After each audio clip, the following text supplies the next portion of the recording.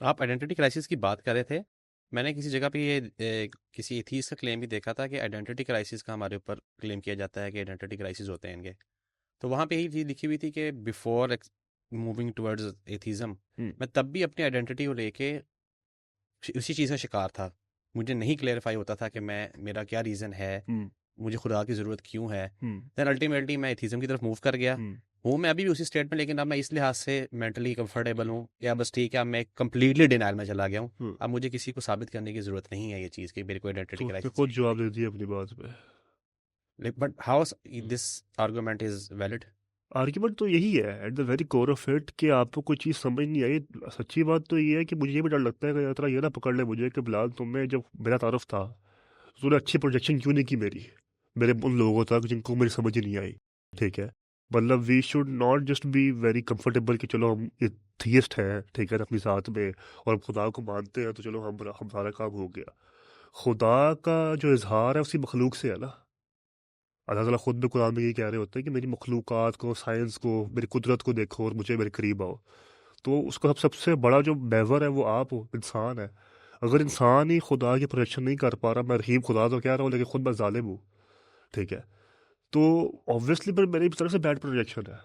اور اگر میں کہہ رہا ہوں کہ مسلمان ہوں, میں بہت بڑا اللہ تعالیٰ کا دائی ہوں, ٹھیک ہے نا, کلمہ گو ہوں, قرآن کا میں بہت بڑا چیمپئن ہوں, اور میرا اخلاق اور جو میری معاشرے میں ابیلٹی ہے جو کہ ہے کہ یہ بڑا ایک ایلیمنٹ ہے. Most people, I know lot of people جو اسکول میں تھے, یہ بڑے مزے کی جرنی ہے. پہلے تو پتہ ہی تھا ایتھیسٹ ہوتا کیا ہے. اے لیول جب ہم نے جوائن کیا تو وہ چلا بھائی اچھا ایتھیسٹ بھی مخلوق ہوتی ہے جی, خدا کو ماننا ہی نہیں ہے, ہمارے خدا کے بغیر گزارا نہیں ہے, خدا ماننا ہی نہیں ہے. ریلائز سب کو مجھے پھر ڈیپ جا کے صحیح ہوا کہ کسی کے کوئی مولوی سے ٹراما ہے, کسی کی کوئی دعا قبول نہیں ہوئی, کسی کو لگا کہ یار یہ مطلب اتنا ظلم ہے دنیا میں, تو خدا اگر رحیم ہے تو کیسا رحمت ہے یہ کہ دنیا میں ظلم ایگزسٹ کرتا ہے.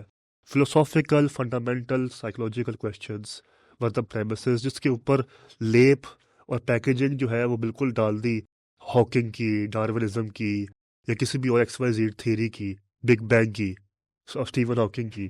لیکن at the very core of it وہ کوئی انسیٹلڈ چیز تھی جو سمجھ نہیں آ پائی, جس کا قصور ہم پہ بھی جاتا ہے کہ ہم نے اچھی پریشن کیوں نہیں کی خدا کی. جب ہمارے خدا کے قریب تھے ہم, جب ہم نے خدا کو سمجھا, محسوس کیا, خدا سے دعائیں قبول کروائی, خدا سے باتیں کی, خدا کی مٹھاس کو محسوس کیا, راحت محسوس کی, اسے کمفرٹ لی, سورس پیس لیا, ہم نے مشکل لمحات میں ہم نے خدا کی طرف رجوع کیا, خدا سے رحمت مانگی, اپنے آپ کو کام ڈاؤن کیا, تزکیہ دیا, اپنے آپ کو اطمینان دیا. تو وہ چیز ہم باہر کیوں پروجیکٹ نہیں کر پائے, ٹھیک ہے, وہ چیز ہم باہر کیوں نہیں دے پائے, کیونکہ اوبویسلی ویری کو وہ فیل نہیں کر پا رہا خدا کو, وہ دیکھ نہیں پا رہا. کو لگا ہے خدا کو نا ٹیلیسکوپ سے نظر آنے والی چیز ہے, حالانکہ خدا یہاں نظر آنے والی چیز ہے. تو آپ کا سوال کا جواب یہی تھا کہ آئیڈینٹی کرائسس کا کہتے ہیں وہ کہ آئیڈینٹی کرائسس تھا, تو اوبویسلی آئیڈینٹی کرائسس ہی ہے. اور وہ کیسے آیا آپ کا پوچھا, اگر آپ پوچھنا چاہو گے تو اوبویسلی وہ اس طرح آیا کہ اس کے پیچھے بہت سی وجوہات ہوگی. سفرنگ ہوگی, ٹراما ہو سکتا ہے, جنریشنل ٹراما ہو سکتا ہے, مے بی پیئر پریشر بھی ہوتا ہے, اور ساتھ ہی ساتھ جو ہے سمجھنے کا بغاوت بھی ہوتی ہے کہ مطلب میں نہیں جب ماننا شریعہ کو, جب میں نہیں ماننا دین کو, تو میں جو ہے بس خدا سے ڈینائی کر دوں گا, اور ایٹ دا ویری کور خدا محسوس ہی نہیں ہوا.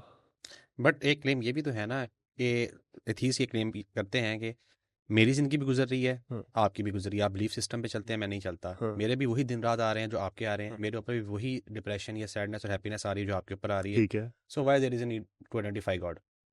آپ کر کے کیا فائدہ لے رہے ہیں اور میں نہ کر کے کیا نقصان اٹھا رہا ہوں؟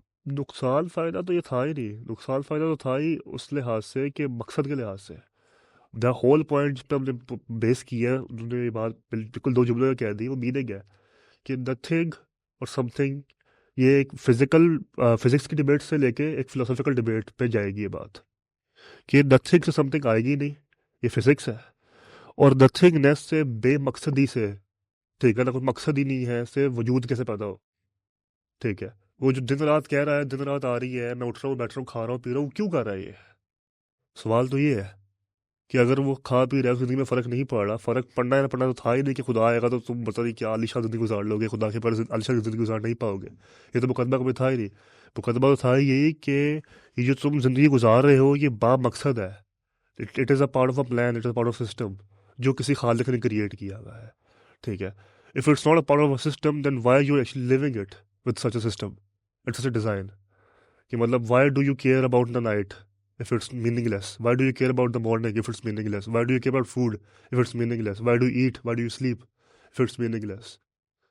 تو the argument was never کہ خدا آئے گا تو پتہ نہیں میں کوئی سپر مخلوق بن جاؤں گا، سپر مطلب نا کوئی اور مخلوق بن جاؤں گا اور آپ ہلکا رہو گے. The argument was that خدا brings purpose and meaning and conscious to everything that we do, everything which is around us.